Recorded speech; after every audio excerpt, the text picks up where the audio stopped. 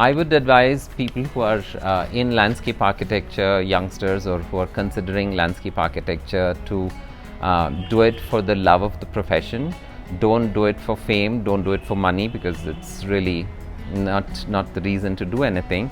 But I think the other benefits are very intrinsic, and you really don't need fame or money to enjoy landscape architecture. And I think that's what the profession will teach you. It's a very balanced profession.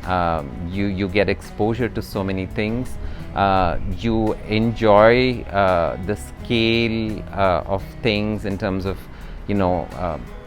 looking at a tree and being evolved. And imagine being in a place where you don't understand the language of what you people are speaking around you, or what you are. And I think that's where landscape architecture will come in, where you'll really learn about everything around you, and that will give you a grounding and an understanding and a balance, and I think a sense of purpose, and you're doing it for the soul.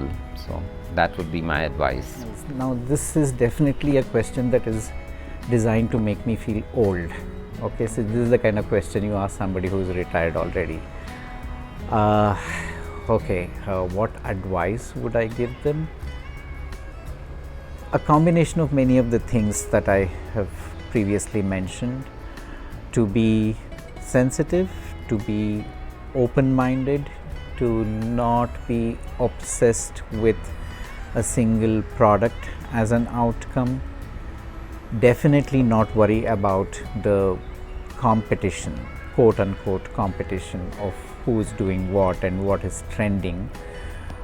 These may work for your hashtag on Instagram, but if you want to create really a long-term impact on society, spatially, ecologically, in every single dimension, it requires a lot of patience and perseverance, which comes back to the idea of not being only looking at the product, but also be understanding the process.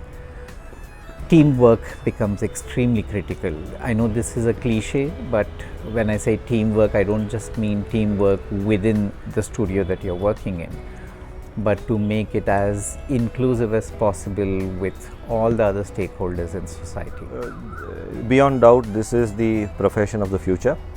The kind of damage that has been done to earth, if you see, a huge amount of healing is required.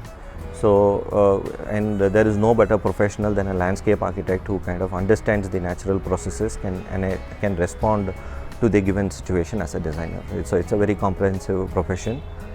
So I think there's a huge scope and future for this profession. For all you youngsters who are all starting your practices, or you are coming out of college,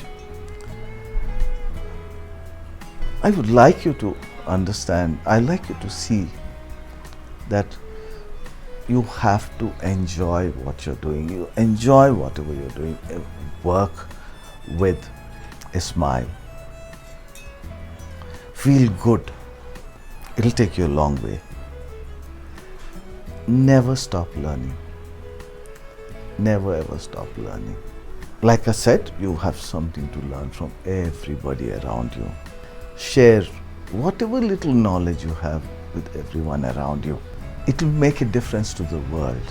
Sometimes I look at it myself and say that, yes, I mean, we all over years, learn so much more, and then it's, we would love to give it back to.